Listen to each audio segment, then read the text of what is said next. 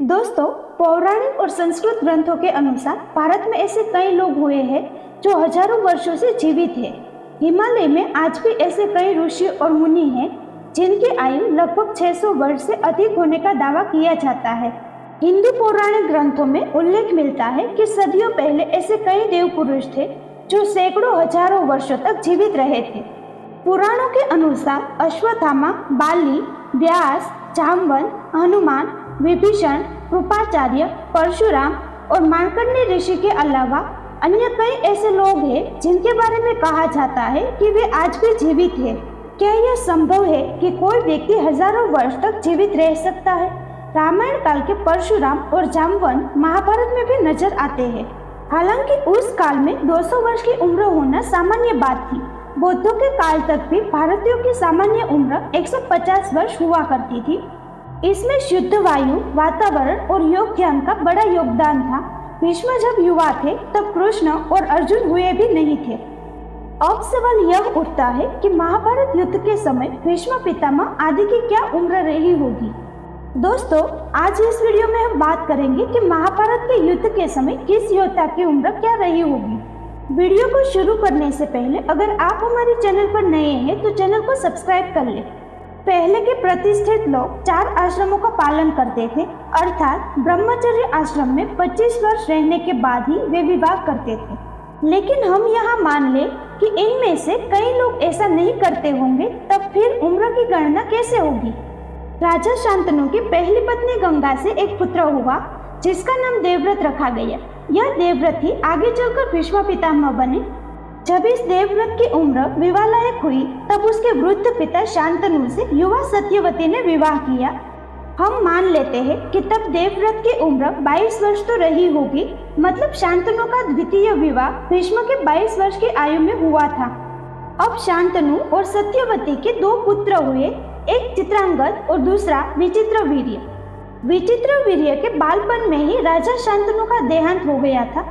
तब भीष्म ने अपने प्रतिज्ञा के अनुसार अपने सौतेले भाई चित्रांगद को राजगद्दी पर बिठाकर शासन किया। जब चित्रांगद बड़ा हो गया तो उसे राज्यभार सौंप दिया।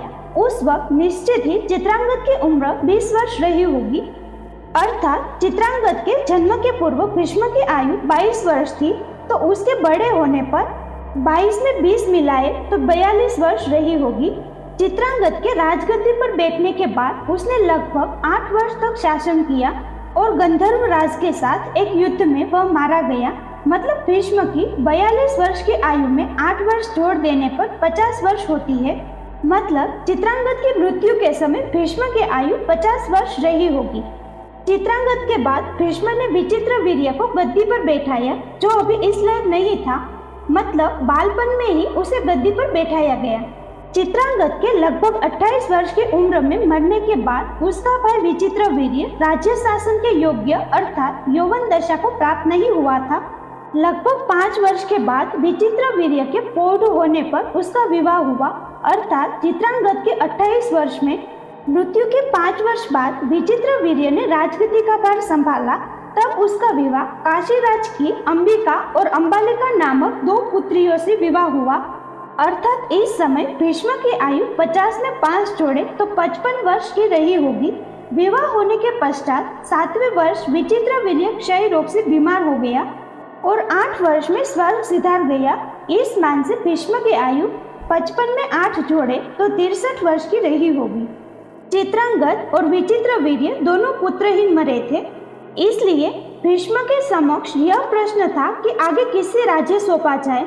तब सत्यवती ने भीष्म से कहा कि आप अंबिका और अंबालिका के साथ नियोग करके पुत्र उत्पन्न करो, लेकिन भीष्म ने ब्रह्मचर्य की प्रतिज्ञा ले रखी थी।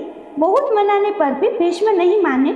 तब सत्यवती ने अपने पराशर ऋषि के संयोग से उत्पन्न पुत्र कृष्ण देवपायन अर्थात वेदव्यास जी से नियोग के लिए अंबिका और अंबालिका को भेजा। वेदव्यास ने अंबिका, अंबालिका और एक दासी के साथ नियोग किया। इससे धृतराष्ट्र, पांडु और विदुर का जन्म हुआ, अर्थात इनके जन्म के समय भीष्म की आयु 63 में 2 मिलाए तो 65 वर्ष की हो चुकी थी। कहते हैं कि जब सत्यवती ने राजा शांतनु से विवाह किया था तो उसके पूर्व ही उन्होंने एक पुत्र को जन्म दिया था, जो कि पराशर का पुत्र था।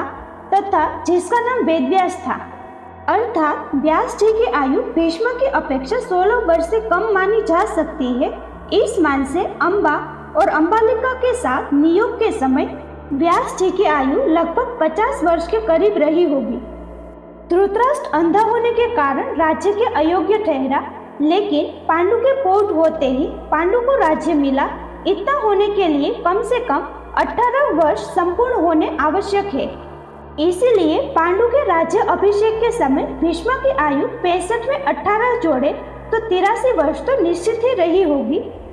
राजा पांडु ने 10 से 12 वर्ष अच्छे प्रकार राज्य किया था। इसके पश्चात उनको क्षय रोग होने के कारण वे हिमालय की पहाड़ियों में जाकर रहने लगे और फिर ऐसे में धृतराष्ट्र को राजगद्दी मिली। उस समय भीष्म की आयु 83 में 12 जोड़े तो 95 वर्ष के लगभग रही होगी। इसके पश्चात 4-5 वर्षों की अवधि में युधिष्ठिर और दुर्योधन आदि का जन्म हुआ। अर्थात पांचों पांडवों के जन्म के समय भीष्म लगभग 100 वर्ष की आयु को प्राप्त हो चुके थे। युधिष्ठिर और दुर्योधन की आयु में लगभग 1 या 2 वर्ष का ही अंतर प्रतीत होता है। पांडव विद्या प्राप्त करके जब यौवन दशा को प्राप्त हुए तब दुर्योधन आदि कौरवों ने शकुनि के साथ मिलकर लाक्षागृह में पांडवों को जलाने की योजना बनाई, परंतु पांडव बच गए। उस समय युधिष्ठिर की आयु 20 वर्ष के लगभग तो रही होगी। अर्थात भीष्म की आयु भी 100 में 20 जोड़े तो 120 वर्ष से कम न रही होगी।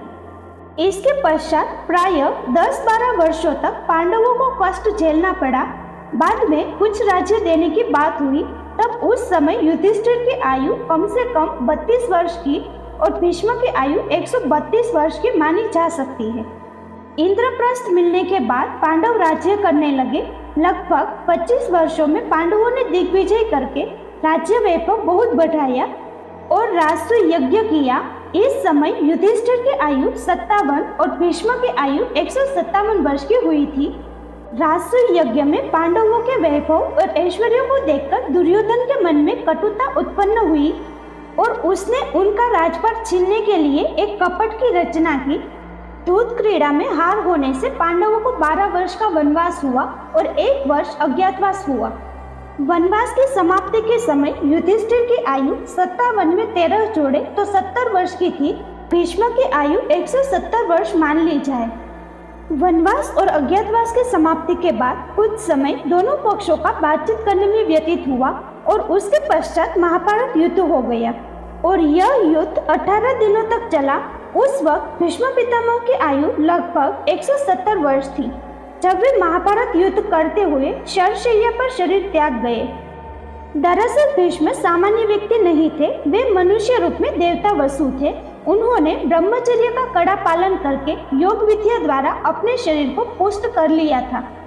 दूसरा, इनको इच्छा मृत्यु का वरदान भी प्राप्त था, इसलिए उनकी उम्र इतनी लंबी रही थी। ये सभी बातें अनुमान पर आधारित है। अब आप भीष्म की उम्र के मान से अन्य सभी योद्धाओं की उम्र का अनुमान आसानी से लगा सकते हैं। कहते हैं कि युद्ध के 15 वर्ष बाद धृतराष्ट्र, गांधारी, विदुर आदि वन में चले गए थे। वहीं 2 वर्ष के अंतराल में उनकी जीवन लीला समाप्त हो गई थी। शोधानुसार महाभारत का युद्ध 22 नवंबर 3067 ईसा पूर्व हुआ था। तब भगवान श्री कृष्ण 55 या 56 वर्ष के थे। हालांकि कुछ विद्वान मानते हैं कि उनकी उम्र 83 वर्ष की थी। महाभारत युद्ध के 36 वर्ष बाद उन्होंने देह त्याग दी थी। इसका मतलब 119 वर्ष की आयु में उन्होंने देह त्याग किया था। आर्यभट्ट के अनुसार महाभारत युद्ध 3137 ईपू में हुआ था। पुराणों के अनुसार श्री कृष्ण की आयु 125 वर्ष बताई गई है, जबकि ज्योतिषियों के मतानुसार उनकी आयु 110 वर्ष थी। ज्योतिषियों के अनुसार कलयुग के आरंभ होने से 6 माह पूर्व मार्गशीर्ष शुक्ल 14 को महाभारत युद्ध का आरंभ हुआ था, जो 18 दिनों तक चला था। कलयुग का आरंभ श्री कृष्ण के निधन के 36 वर्ष पश्चात हुआ। इस युद्ध के समय अर्जुन 55, कृष्ण 83 और भीष्म कम से कम 150 वर्ष के थे। इन लोगों की उम्र के मान से ही अन्य सभी योद्धाओं की उम्र का अंदाजा लगाया जा सकता है। जैसे अर्जुन से युधिष्ठिर और दुर्योधन लगभग 2 साल बड़े रहे होंगे, भीम, सहदेव और नकुल 2 साल छोटे रहे होंगे।